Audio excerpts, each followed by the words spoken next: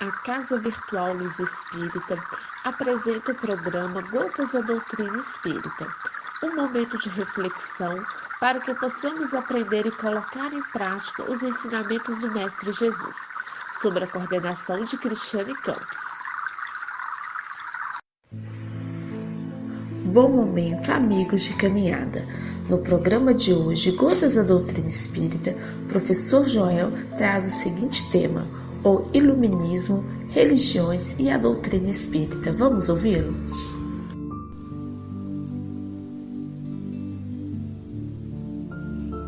Nos dizeres de hoje, é necessário mais uma vez a repetição de um fato já exposto em gravações anteriores. A doutrina espírita, que apresenta tríplice aspecto filosófico colhido pelas ilações que podem ser feitas a partir do Livro dos Espíritos, científicas que poderão ser feitas a partir das proposições feitas pela Gênese, as predições e os milagres, e religiosa porque nós interiorizamos na medida do nosso possível, porque na verdade ainda temos um longo percurso para chegarmos a ser o exemplo vivo daquilo que Cristo foi na sua vivência terrena, assim como também foi o nosso irmão Francisco Cândido Xavier. Então percebam, é impossível que se conceba a Gênese sem os dados que a ciência fornece.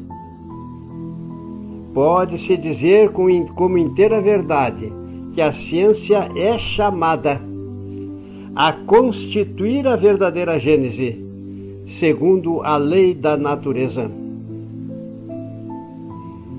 No ponto que chegou no século XIX, venceu a ciência todas as dificuldades da Gênese? De certo que não. Mas não há contestar que destruiu sem remissão todos os erros capitais. Ele lançou os fundamentos essenciais sobre dados irrecusáveis. Os pontos ainda duvidosos não passam a bem dizer de questões de minúcias, que a sua solução, qualquer que venha a ser no futuro, não poderá prejudicar o conjunto. Ademais, malgrado os recursos que ela ha tido à sua disposição, faltou-lhe até agora, um elemento importante, sem o qual jamais a obra poderia completar-se.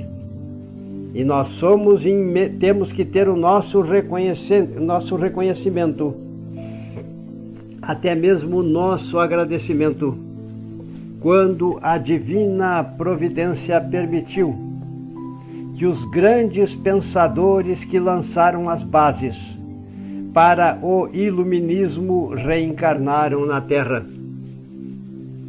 Então, é preciso que entendamos que nasceram, por exemplo, no século XVII, um Voltaire, que nasceu em 1694 e morreu em 1778. Nasceu um Montesquieu, de 1689 a 1755, é claro, estamos lendo o texto com essas informações. Nasceu um Jean-Jacques Rousseau, em 1712, que viveu de 1712 até 1778. Nasceu um de Alembert, que nasceu em 1717 até 1783. E, por fim, ainda podemos dizer, nasceu um Diderot, no ano de 1713 e foi até 1784. Nasceu um Quesney, em 1694 e viveu até 1774.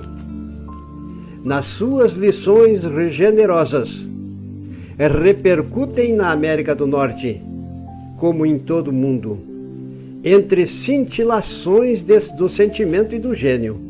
Foram eles os instrumentos ativos do mundo espiritual para a regeneração das coletividades terrestres. Estamos lendo, é claro, um texto que foi pronunciado por Emmanuel através da psicografia de Francisco Cândido Xavier, que foi dos sacrifícios desses corações generosos que se fez a fagulha divina do pensamento e da liberdade, substância de todas as conquistas sociais, de que se orgulham os povos modernos. Isto foi o Iluminismo, que inclusive justificou-se dentro da história, em termos de motivos para que houvesse a libertação da França, daquela organização social, quando a queda da Bastilha verificou-se. Então, no ponto a que chegou no século XIX, a ciência venceu todas as dificuldades do problema da Gênese? A gente sabe que não. Mas não temos que contestar. Estes grandes pensadores criaram o campo propício para que não houvesse a continuidade dos erros capitais, e lançou os fundamentos essenciais sobre dados que são irrecusáveis. O mundo estava mergulhando dentro das concepções filosóficas materialistas, e as almas reencarnadas naquela época estavam valorizando mais os prazeres materiais e despreocupando-se cada vez mais também com o sofrimento dos seus semelhantes, já que acreditavam numa única existência e existia a fragilidade dos dogmas que tornaram-se por parte de muitos inaceitáveis. E então era necessário que surgisse este ambiente propício para que a profecia formulada por Cristo pudesse se concretizar neste momento de tanto perigo para a evolução da humanidade. E então Cristo, dizendo aos seus discípulos: se me amais, guardai os meus mandamentos, e eu rogarei ao Pai, e ele vos enviará um outro Consolador, o Consolador prometido, que meu Pai enviará em meu nome. Vos fará recordar tudo quanto vos tenho ensinado, e vos ensinarão outras coisas mais. Naturalmente, que o Divino Mestre Jesus não havia dito tudo e sabia perfeitamente que as humanidades vindouras, no futuro, depois da sua volta à pátria espiritual, iriam esquecer-se dos seus ensinamentos. E temos os períodos medievais, onde, em nome do próprio Mestre Jesus, tantos crimes abomináveis aconteceram. É preciso que digamos, não estamos julgando ninguém, porque no nosso modo de ser é necessário que entendamos, pelos processos reencarnatórios, o mundo de hoje, que tem já um certo grau de evolução, é o mundo do passado, pelos processos reencarnatórios, onde Deus, amando a todos, perdoando sempre os nossos pecados, nos enseja todos os meios necessários para que possamos ter o nosso processo de reparação e libertação das patogenias que se acham registradas em nosso ser espiritual. A doutrina do Consolador nos ensina, nos propicia estes ensinamentos. E assim, então, nós temos filosoficamente pensando, embasado no Livro dos Espíritos, religiosamente procurando agir dentro do nosso possível, porque também somos almas ainda imperfeitas, os ensinamentos de Jesus que precisam ser interiorizados em nós, não somente em termos de memória espiritual, mas principalmente em termos de atitude nos nossos relacionamentos para com os nossos semelhantes. E estamos utilizando-nos da ciência para percebermos a necessidade que temos de fazermos estas análises.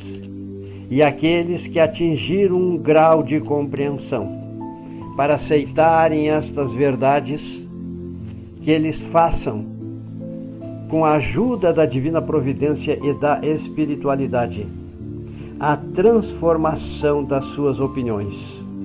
E para aqueles nossos outros irmãos, diremos: nós temos um profundo respeito pelas crenças religiosas, porque todas elas, e não obstante suas interpretações, melhoram o homem e viabilizam também condições para que na sua trajetória evolutiva as personalidades, almas protagonizadas por aqueles que assim pensam, a chance de marcharem igualmente em direção a Deus.